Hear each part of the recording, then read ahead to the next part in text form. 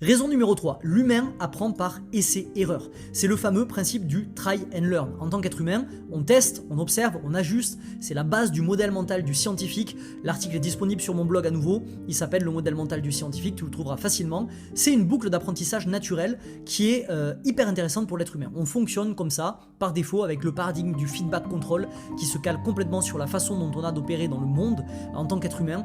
On fait une action, on observe les résultats, on ajuste notre action en fonction du résultat qu'on a observé.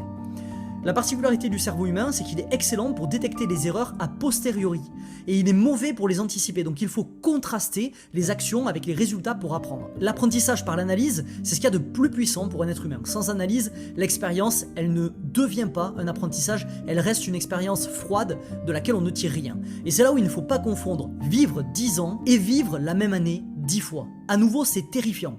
Si tu te reconnais là-dedans, tu as le droit d'être terrifié.